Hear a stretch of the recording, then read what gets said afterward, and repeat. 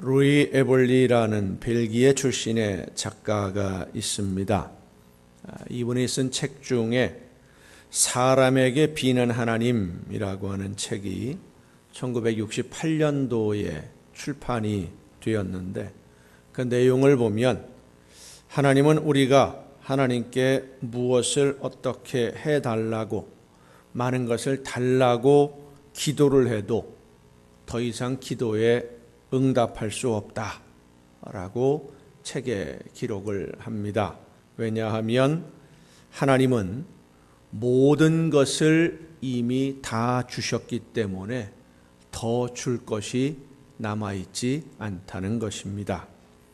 일반적으로 생각할 때 믿는 사람들이 하나님께 기도하면 전능하신 하나님이 기도를 들으시고 그 믿음에 응답하셔서 기도하고 순종하는 성도들에게 복을 주시고 지켜주시고 필요한 것을 더 채워주신다, 우리가 그렇게 믿고 있습니다.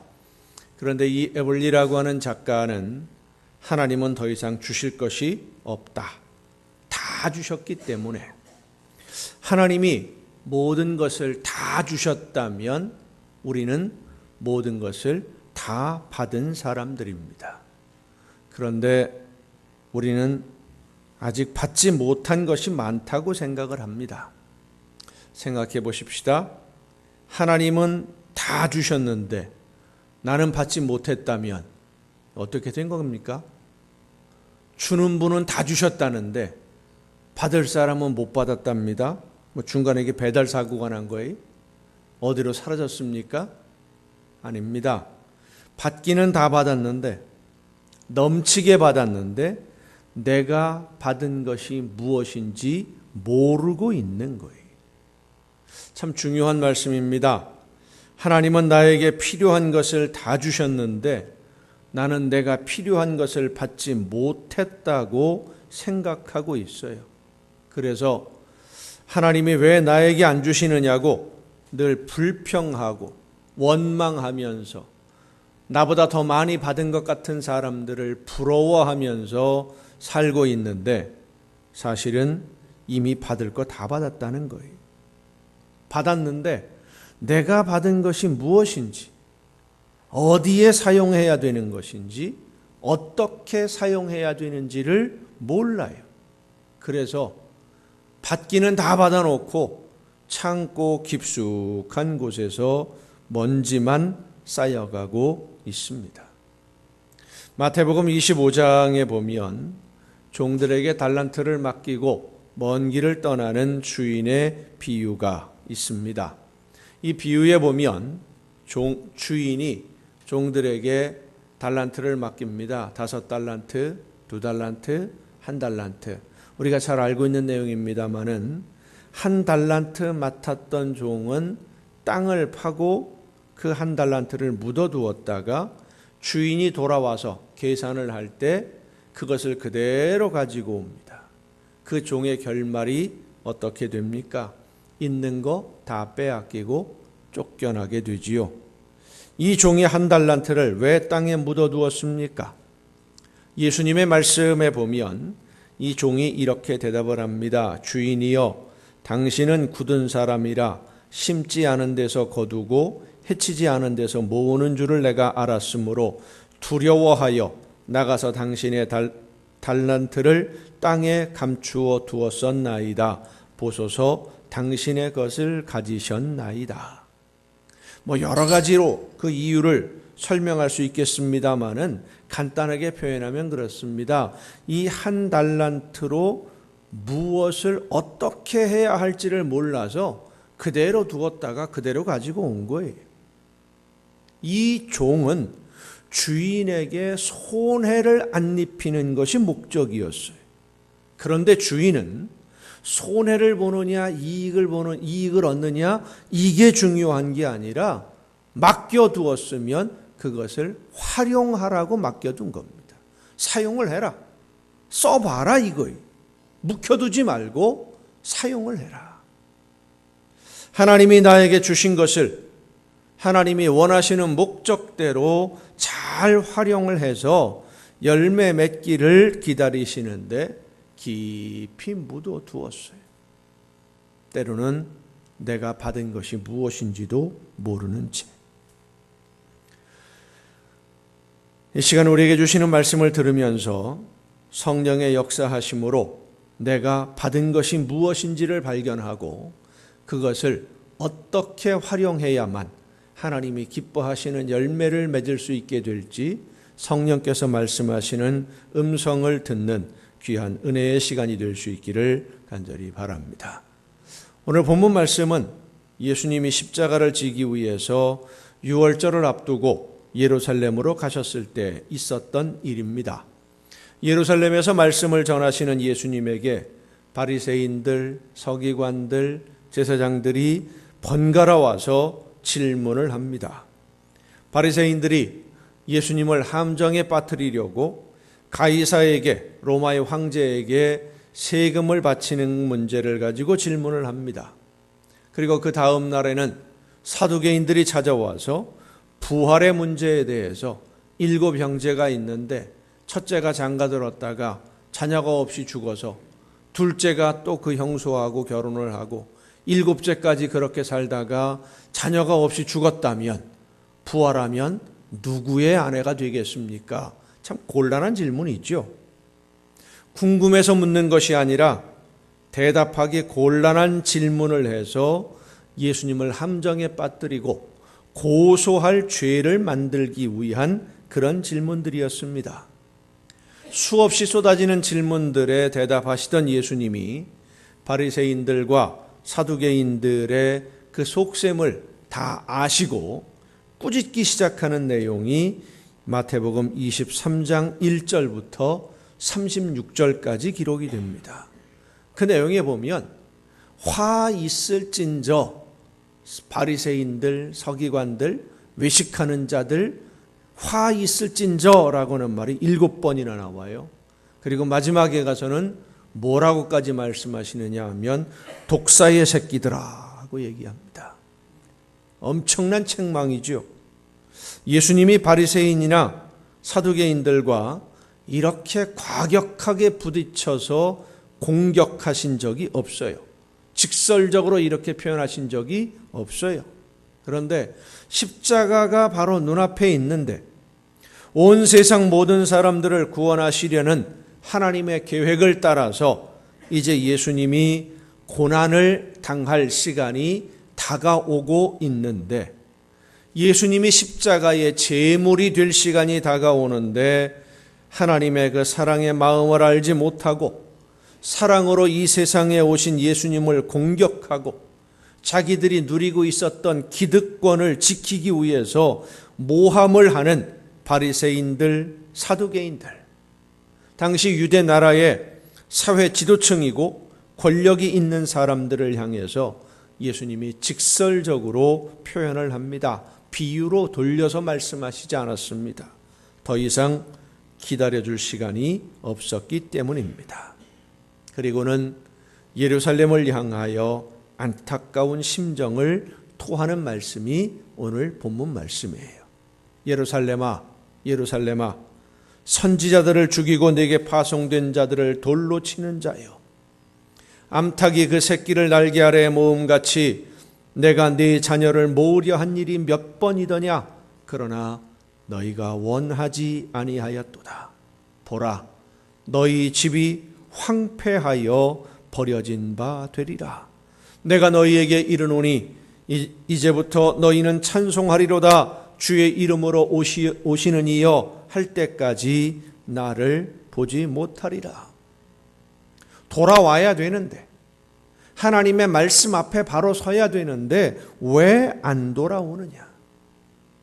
하나님은 이미 모든 것을 다 주셨는데 풍성한 은혜 가운데 살 수 있도록 모든 것을 주셨는데 하나님이 주신 은혜와 사랑을 잃어버리고 욕심만 가득해서 더 많이 가지려고만 하는 사람들을 바라보시며 안타까운 마음으로 주님이 말씀하십니다. 이제 욕심 좀 그만 부리고 돌아와라. 몰라서 안 돌아오는 것이 아니라 다 아는데, 하나님이 원하시는 뜻이 무엇인지도 알고 하나님이 계획하시는 것이 무엇인지도 알고 하나님의 말씀도 다 알면서도 욕심 때문에 지금까지 누려왔던 세상의 권력과 재물에 눈이 멀어서 알지 못하는 사람들을 거짓으로 속여서 욕심껏 누리던 것들에 대한 욕심 때문에 돌아올 생각이 없이 죄악의 수렁에 빠져 있는 사람들을 바라보며 하나님은 오늘도 안타까워하시며 말씀하십니다. 돌아와라. 돌아와야 산다. 사랑하는 성도 여러분, 하나님은 오늘 우리를 기다리고 계십니다. 엉뚱한 길에서 방황하고 헤매면서 길을 찾지 못하겠다고, 길이 어둡다고, 하나님이 나에게 복을 주지 않으셔서 내 생활이 이렇게 힘든 것이라고 원망하며 불평하는 자녀들이 이제는 그 감았던 눈을 떠서 하나님이 이미 주신 은혜를 깨닫고 올바른 길, 하나님이 원하시는 길을 찾아 믿음으로 순종하며 돌아오기를 하나님은 기다리고 계십니다. 그런데 많은 사람들이 하나님께로, 하나님의 품으로 돌아올 생각이 없어요. 눈이 어두워져 있기 때문에. 지금 가고 있는 방향이 더 좋다고 생각하기 때문입니다. 이 정도로만 믿어도 천국은 갈 수 있다고 생각하기 때문입니다. 바리새인들도, 제사장들도, 사두개인들도 그렇게 생각했습니다. 예수님을 십자가에 못 박아야 한다고 외쳤던 제사장들도 그렇게 생각했습니다. 죄가 있고 없고를 떠나서 예수라고 하는 한 사람을 죽이는 것이 우리가 편하게 오랫동안 권력을 누리고 잘 사는 길이라고 생각했었습니다. 예수님을 십자가에 처형하는 것이 하나님이 원하시는 뜻이라고 생각했습니다. 그래서 백성들을 선동한 거예요. 죽여야 한다고. 하나님의 말씀대로 하나님의 사랑을 전하고 하나님의 나라를 전하고 하나님이 원하시는 뜻대로 가르치던 예수님을 거짓말쟁이로 몰아서, 사기꾼으로 몰아서, 사실은 자기들이 거짓말하고 있으면서 그들이 몰랐던 게 아니에요. 알았어요. 알면서도 지금까지 누리고 있었던 이 기득권을, 부귀영화를 거기에 미련이 남아서, 거기에 더 욕심이 많아서 그들은 눈이 먼 사람들이었습니다. 눈을 뜨고 있다고 생각했지만 앞을 보지 못하는 소경이었습니다. 재물의 눈이 어두워져 있었고 권력의 눈이 어두워져 있었습니다. 그래서 하나님의 나라를 위해 사용하라고 하나님이 맡겨두신 권력과 재물로 하나님의 아들이신 예수님을 죽이는데 사용했던 것입니다.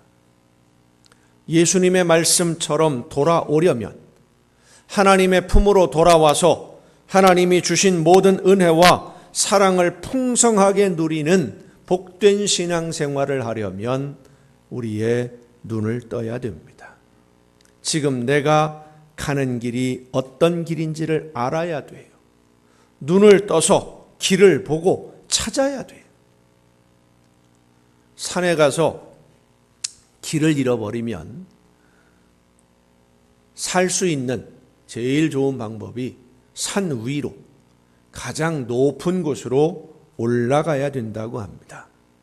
높은 곳에 올라가서 지금 내가 있는 곳이 위치가 어디인지, 어떤 방향으로 가야 도시가 있고 어떤 방향으로 가야 마을이 있고 어느 쪽으로 내려가야 길이 있는지를 높은 곳에 올라가서 잘 보고 나서 그 방향으로 가야 살 수 있는 거예요.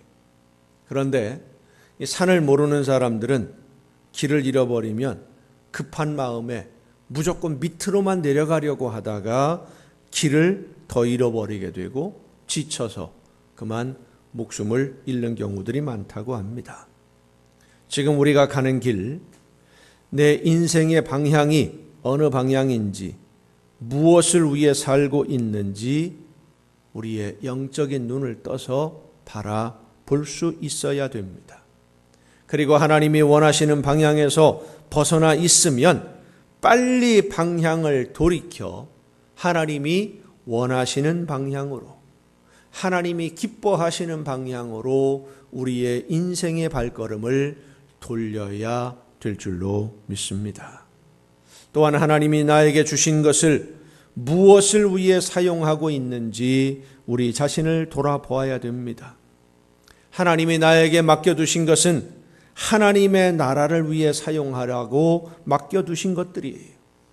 하나님이 계획하신 일, 나를 통해 이루시려는 일을 할 수 있도록 필요한 것을 우리에게 맡겨두신 것인데, 하나님이 맡겨두신 그것을 내 생각대로, 내 마음대로, 내가 사용하고 싶은 대로 지금 내가 쓰고 있는 것은 아닌가?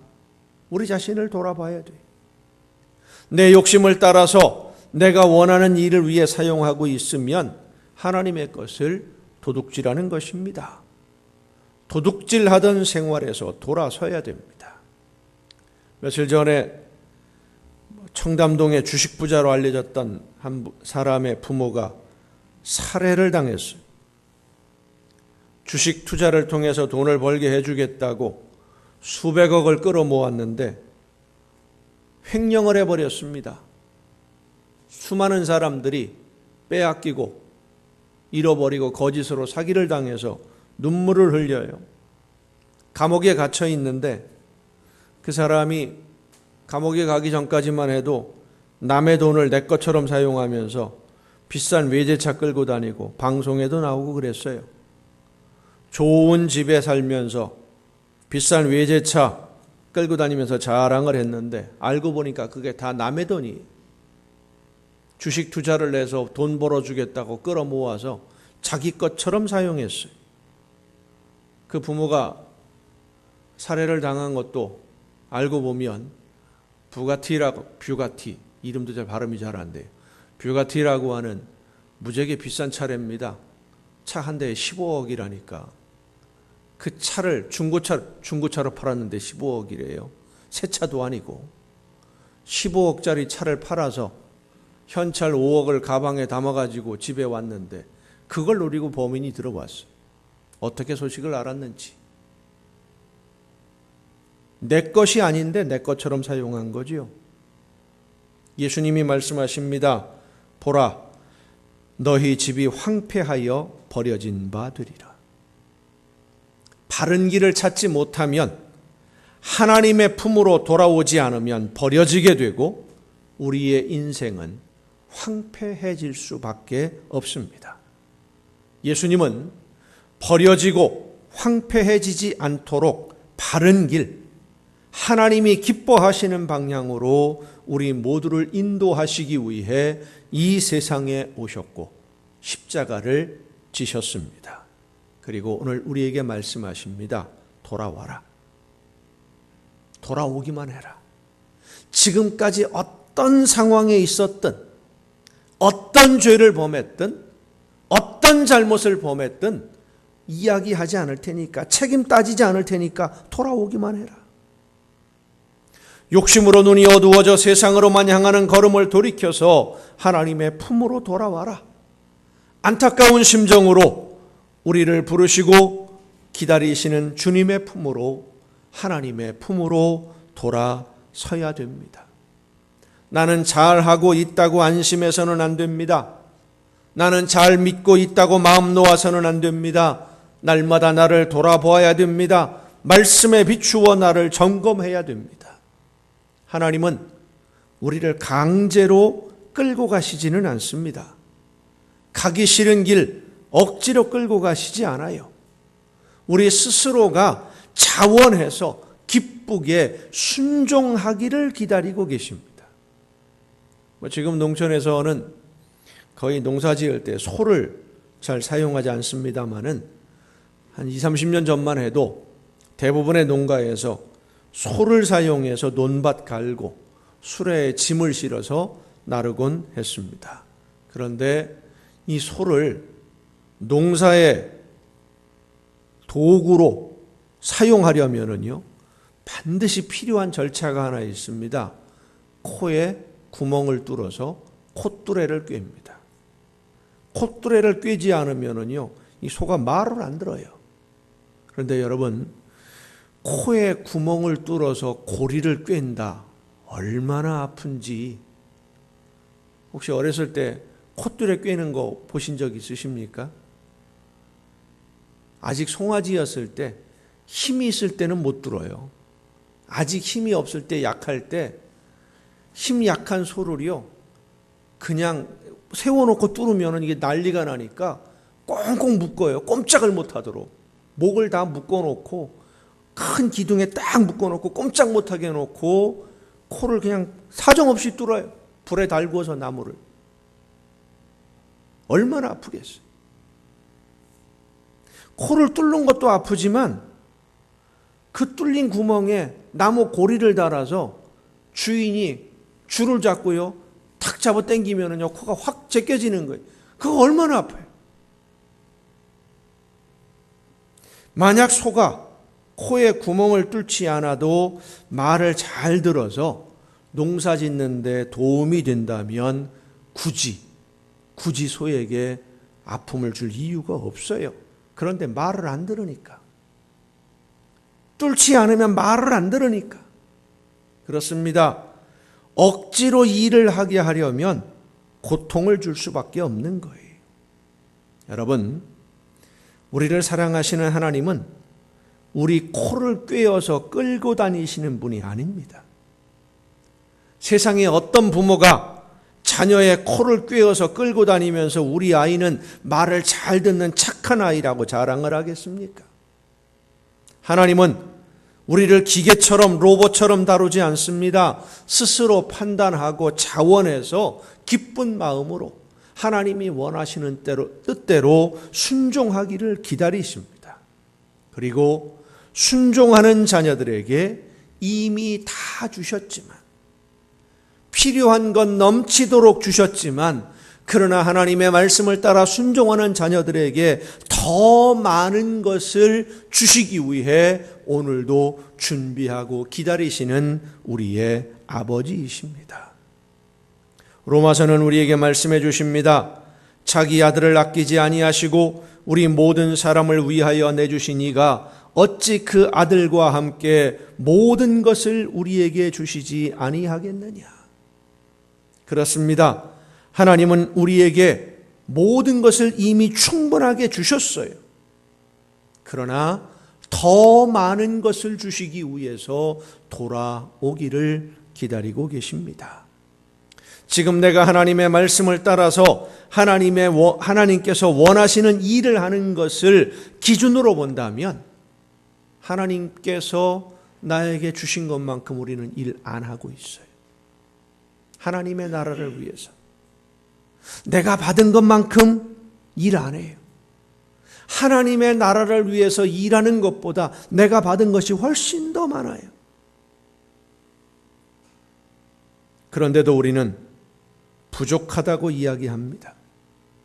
더 받아야 한다고 말합니다. 한 가지 우리가 알아야 될 것이 있습니다. 은혜는 지혜로 깨닫는 것이고 사랑은 가슴으로 느끼는 것인데, 은혜는 받았는데 사랑은 받지 못했다고 생각하는 사람이 있고요, 하나님의 사랑은 받고 있는데 은혜는 받지 못했다고 생각하는 분도 있어요. 어떤 분은 사랑도 받았고 은혜도 받았는데 복은 받지 못했다, 이런 생각을 합니다. 아닙니다. 우리는 은혜도 넘치게 받았고 사랑도 부족함이 없도록 받았습니다. 하나님이 주시는 복도 풍성하게 내가 감당하지 못할 정도로 많이 받았습니다. 그런데 받은 것을 하나님이 주신 목적대로 사용하지 않으니까, 내 욕심을 채우기 위해 사용하니까 항상 부족하다고 생각하게 되는 것이고 불평하는 것이고 원망을 하는 겁니다. 사랑하는 남광의 성도 여러분, 하나님은 우리에게 모든 좋은 것에 부족함이 없도록 이미 주셨음을 믿으시길 바랍니다. 다 주셨지만 더 주시려고 기다리시는 아버지이심을 믿으시기를 바랍니다. 우리가 하나님의 뜻대로 순종하지 않고 내 욕심만 생각하고 하나님이 맡기신 것을 내 것처럼 사용하려고 하기 때문에 하나님이 주신 복을 누리지 못하고 날마다 부족함을 느낄 수밖에 없는 거예요. 새의 날개는 날아다니는 데는 아주 유용하지만 걸어 다닐 때는 별로 유용하지 않습니다. 걷는 용도로 쓸 수는 없어요. 물고기 지느러미는 헤엄치는 데 필요한 도구이지 하늘을 날아다니는 데 사용할 수는 없습니다. 하나님이 오늘 나에게 주신 것이 무엇인지를 돌아보고 하나님이 원하시는 길로 돌아서서 하나님이 주신 목적대로 사용하는 여러분 모두가 될 수 있기를 바랍니다. 돌아서지 않으면, 하나님의 말씀대로 순종하지 않으면 마치 새의 날개를 가지고 있으면서 그 날개로 땅에서 달리기 하는 발로 사용하려는 것과 똑같아요. 날개를 가지고 달려봐야 얼마나 달리겠습니까? 거추장스럽기만 하지. 힘들기만 하지요. 날개는 날아다니는 데 써야 됩니다. 지느러미는 헤엄치는 데 쓰는 겁니다. 내 인생에 아픔이 있고 어려움이 있으면 하나님을 원망하고 불평하기 전에 나 자신을 돌아봐야 됩니다. 누구 때문에 이런 아픔이 있는가? 나 때문이로구나.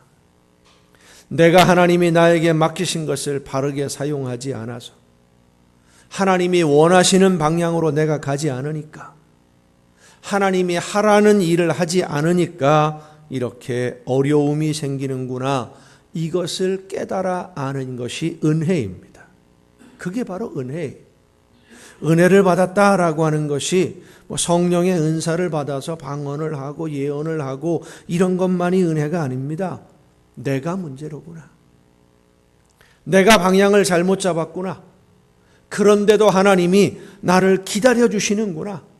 하나님은 여전히 나를 사랑하시는구나. 이것을 깨달아 아는 게 은혜예요.